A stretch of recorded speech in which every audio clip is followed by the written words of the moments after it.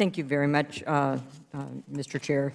Dr. Bhattacharya, we have standards in medicine and healthcare, and as a physician and former director of public health, I think we both know this.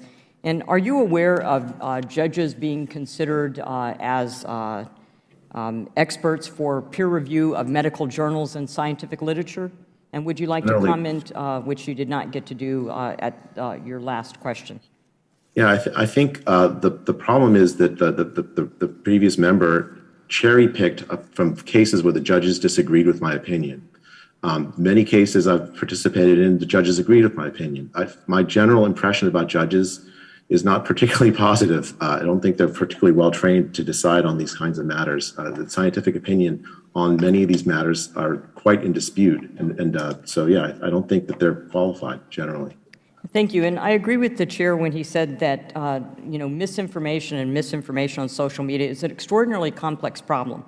Who is the arbiter of misinformation? So, for instance, is a very tech-savvy employee of one of the social media giants the arbiter of scientific literature, peer-reviewed or non-peer-reviewed literature, or is a board-certified physician or scientific researcher who has foundational education and who has reviewed current and available literature? We had information over the summer that our hospitals and pediatric ICU admissions had skyrocketed, and pediatric ICUs were full, and they were full because of COVID-19 and unvaccinated COVID-19 children.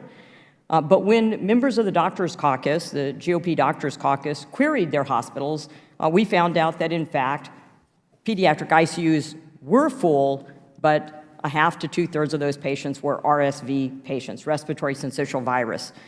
We learned this fall that hospitals were being overwhelmed, and as we saw the media, both social media and traditional media, talked about hospitals being full with unvaccinated COVID-19 patients, but when we checked with our local hospitals, many of them had closed beds, closed their wards, and they were closed due to staffing shortages. We also saw in all of the press nationally about emergency rooms that were crowded with ivermectin overdoses, only to find out that a single ER doctor in Oklahoma had made a comment which was not fully understood or supported, and when it was reviewed, was found not to have been true even in his emergency room. One of the things that I found interesting about the pandemic is what we've done with the pandemic, and the question I've asked both Dr. Fauci and Dr. Walensky has been about excess deaths, the number of excess deaths, which now we see the number of excess deaths, which are not from COVID-19, are now exceeding those from COVID-19. And we especially see what the response to the pandemic has done to our children in closing schools. I'd advocated for opening schools, advocated that in my state as a state senator before being elected to Congress, and mentioned that we could expect to see in children not only a loss of learning, but an increase in child abuse, an increase in domestic violence in the home, more hunger when not available for school lunches, and especially more anxiety, depression, and suicide. And in fact, earlier this year, the Las Vegas school district opened up its schools after 18 suicides from March until December 31st, 12 of them in the last 6 months of the year. The American Academy of Pediatrics has declared a national emergency in children's mental health in October of 2021. Dr. Bhattacharya, do you think that unnecessarily closed schools contributed to this crisis? There's no question in my mind that that's the case.